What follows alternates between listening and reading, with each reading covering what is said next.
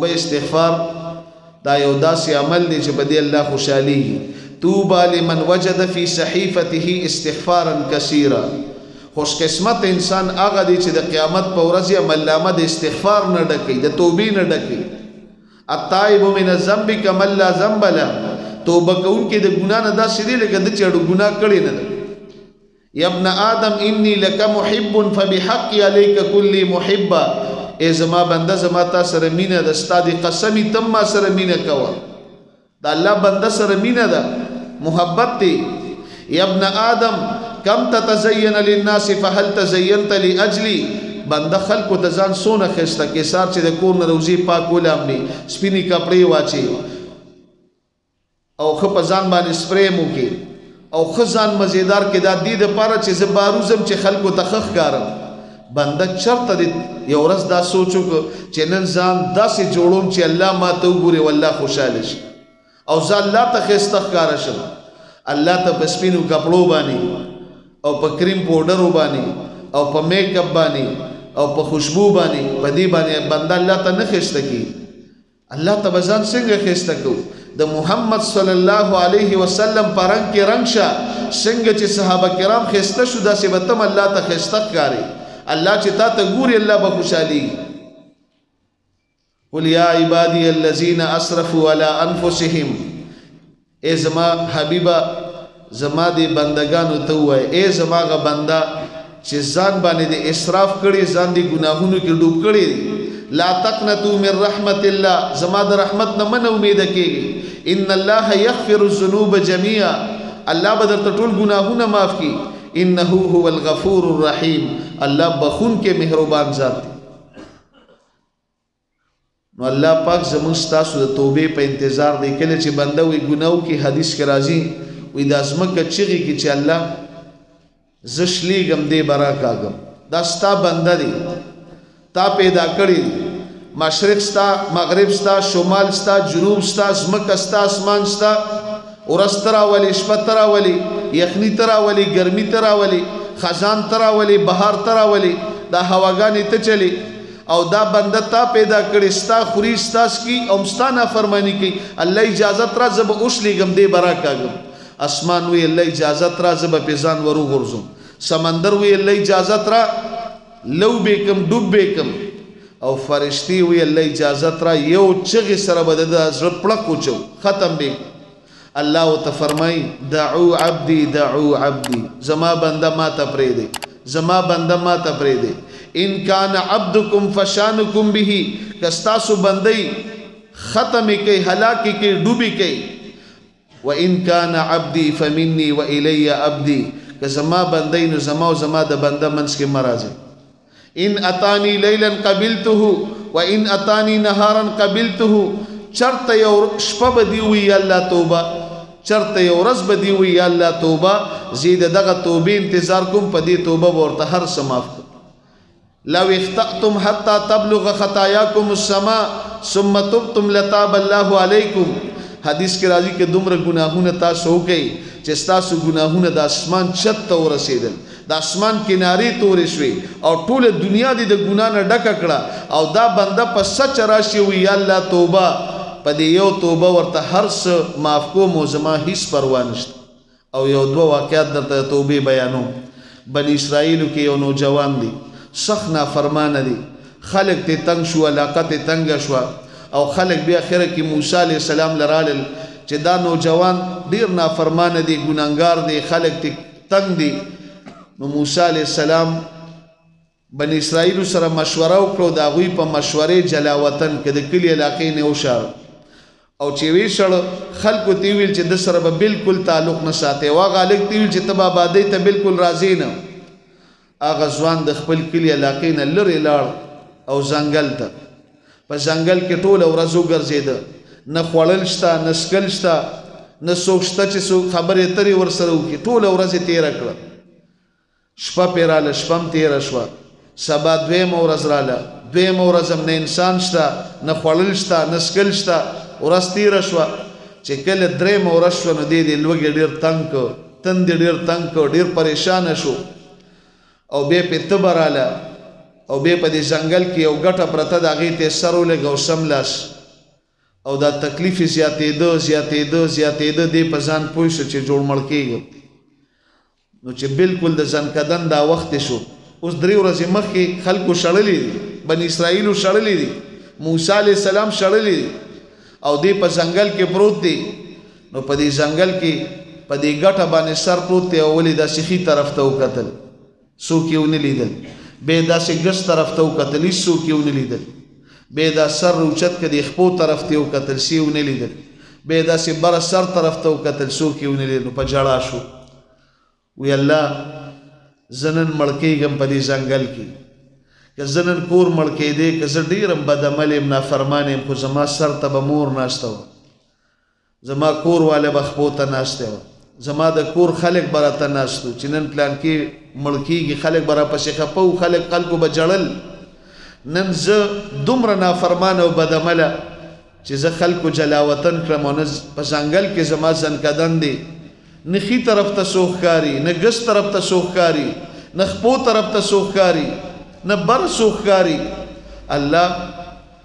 هر چا راله دیکه راکړه خو تا سره یو خبره کړو که نن راله تام دیکه راکړه الله دنیا خو مې تباه و برباد شو آخرت به مې برباد شي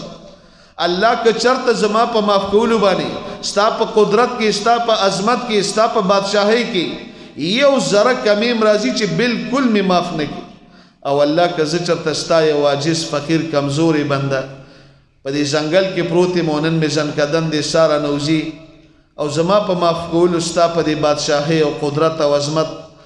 او بادشاهۍ کې یو ذره کمیم نه راځي نو الله زه درنه سوال کوم زه ستا یو عاجز فقیر بنده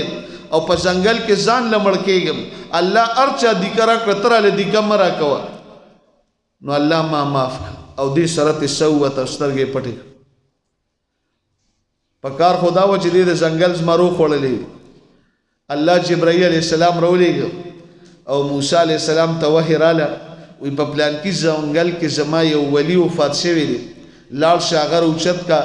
او غسل ورکا کفن ورکا جنازه پې وکړه او بني اسرائیلو ته اعلان وکړه چې څوک هم دې جنازه کې ودرېدل نو هغه به هم بخم بني اسرائیلو ته اعلان وشو خلک په منډه منډه ځنګل ته لاړو په ځنګل کې ګرځي او چې د ځنګل منځ ته ورسېدل هماغه نوجوان چې 3 ورځې مخکې دوی د کلي علاقې نه شړلې دي هغه په ځنګل کې پروت دی او شاته وتېده په ګټه باندې سر پروت دی خلک حیران شو بني اسرائیلو خو به دارې خبرې تپوس کو موسی علیه السلام نه تپوس کوي دا خو هماغه 3 ورځې مخکې عادتي شرابي کبابي چې موږ را شړلې او نن ته د الله ولی جوړ شو موسی علیه السلام وفرمیلو ما ته علم غیب نشته ما ته دقسې حکم راغلی وحی راغلی وه دعا یې وکړه یا الله دا خلک خو ما نه تپوس کوي الله جبرائیل علیه السلام راولېږه وی دې کس دومره عجیبه توبه وکړه په دې اخر وخت او ما سره داسې د عاجزۍ خبرې وکړې چې دې خو ډېر ساده و نه پوهېدم ده ویل یا الله ما معاف کړه که ده ویلې وې چې دې وخت کې په مخ د ځمکه څومره انسانان دي ټول معاف کړه ما ټول هم معاف کړو داسې توبه ما ته ده وکړه او داسې خبرې ده ما سره وکړې دا خو ما د ده اکرام وکړو چې د ده جنازه کې څوک هم ودرېدل نو هغه زه معاف کړو الله داسې قدردان ذات دی الله غیرتی ذات دی انا اغیر ولد آدم والله اغیر مني الغیرة من الایمان لا ایمان لمن لا غیرة له پیغمبر علیہ السلام فرمائی په انسانانو کې غټ غیرتی زیم الله زمان هم زیات غیرتی دی غیرت د ایمان حصہ ده چا کې غیرت نه دی د ایمان کامل نه دی او ایمان والا به د الله په دین باندې غیرت کوي په قرآن به غیرت کوي په حدیثو به غیرت کوي په مسجد او مدرسه به غیرت کوي د الله په لار کې به خپل غیرت ښکاره کوي خپل بچی به حافظان عالمان جوړي خپل بچی به نیکان صالحان جوړي خپل بچی به د آخرت توخه جوړي بچی به صدقه جاریه جوړي دا د الله په دین باندې غیرت دی الله دې دا غیرت را نصیب کړي دا د صحابه کرامو صفت دی او دویم په بنی اسرائیلو کې یو ځل باران بند شو قات رالی انسانان مړه کېدل زناور مړه کېدل مشران مړه کېدل ځوانان مړه کېدل ماشومان مړه کېدل قات سالی راله غلی ختم شوې فصلونه ختم شو بنی اسرائیل را جمع شو موسی علیہ السلام ته وی د باران د پاره دعا باران د ملک آبادی ده موسی علیہ السلام بار میدان ته ووت او 70,000 بنی اسرائیل ورپسې شاته ولاړ دي او 10,000 بنی اسرائیل او دعا کوي یا الله مخلوق ډیر پریشان دي ستا بندگان دي الله ماشومان مړ کیږي ځوانان مړ کیږي بوډاګان سپینګری مړ کیږي دا سپین ډکی د الله وی زمان نور دی ان الشیب نور من نوری وانا استحی ان واذب نوری بناری وی دا سپین ډکی دا زمان نور دی او مال حیا راځي چې دا خپل نور د جهنم په اور وسوځو فاستحی منه تاسو ته حیا کوئ ایو بزرگ وفات کېده ګیره تور و نو دا قرآن حدیث کو ټول داغه مخې ته وصیت یو کو و ډیر بیمار ان کې بدی بیماری کې وفات شوم نو ګیره می تور ده او الله فرمایي چې سپین ډکی دا زمان نور دی او مال د دین حیا راځي نو چې کله مال غسل راکې او کفن را تاچوي نو زما په دې ګیره کې به د جوار وړه واچو او د جوارو په وړو براله دا ګیره سپینه کې او دی بیا وفات شو خپل مریدان شاګردان هغوی غسل ورکو بیا د وصیت مطابق دله ګیره د جوارو په وړو باندې مکمل سپینه کړ او بیا ته کفن ورواچو جنازه شو او دفن شو څو ورځې پس یو کس له خوب کې رالی تپوس یې ته وکړو الله در سره څه چلو وی چې کله الله ته مخامخ شوم وی تپوس رانو شو چې څه دې راوړي وی ما ویل چې الله نور څه خو نشته او دا سپین ډکي مې راوړي دا سپینه ګیره ده او تا دا فرمایلی چې زه د سپینې ګیرې نه حیا کوم الله ما سره خو بل څه نشته دا سپین ډکي مې راوړي وی الله راته وفرمیل چې دا خو د جوارو وړه دي دا خو سپینه ګیره نه ده وی ما ویل چې الله تا راله نوه سپینه کړې ما درته د جوارو په وړو باندې سپینه کړه ما نقل کو تی په اصل بدله کا وی په دقه خبر الله بخلی د سپینې ګیرې نه الله له حیا ورسي وی تاسو هم ته حیا کوئ بوډاګان مړه کېږي ځوانان مړه کېږي بوډاګان ماشومان مړه کېږي زناور مړه کېږي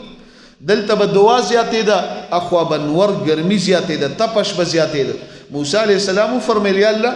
موږ د باران سوال کوو او دغه طرف نه د نور ګرمي زیاتېږي تپش زیاتېږي الله جبرائیل علیه السلام راولېږي وحی راله ان فیکم رجلا یبارزنی بالمعاصی منذ 40 سنه ستا په دې شاته او یا زره قوم کې یو کس ولاړ دی 40 کاله وشو چې زه یې خفه کړی زما نافرمانه دی باغي دی زما احکامات ماتوي او اوس یې لاس اوچت کړي هغه هم دعا غواړي دا قات د دې کس د وجې راغلی هغه ته اعلان وکړه چې هغه پاسي د دې مجلس نه خواشي د دې نورو دعا به قبوله کړم باران به وکړم اوس هغه هم ولاړ دی د هغه د وجې خو دا قات راغلی موسی علیه السلام قوم ته مخ راواړو ویا من عصى الله 40 سنه اے دا الله هغه نافرمانه بنده چې 40 کاله وشو چې الله دې خفه کړی ګناهونه کې نافرمانی کې په ګناهونو کې ډوبي د دې مجلس نه خواشه چې د دې نورو خلکو الله دعا قبول کړي کته دې مجلس کې موجودي د دې نورو دعا م الله نه قبلي علماء کرام فرمایي دا د اخلاص توبه نه و دا د خپل عزت د بچاو توبه و دې کس سوچو کو لو خرجت ففتحت نفسي که پاسم په شرمونو شرمیږم دا خلک بو سوی چې ظالمه دا قد ستا د وجې راغلی دا 40 کاله تا الله خفه کړي نو پاسېدیم نشم او که نه پاسم او ناس پاتې کېږم چې دا کم موجود دي دم ختمیږي قات راغلی قات ختمیږي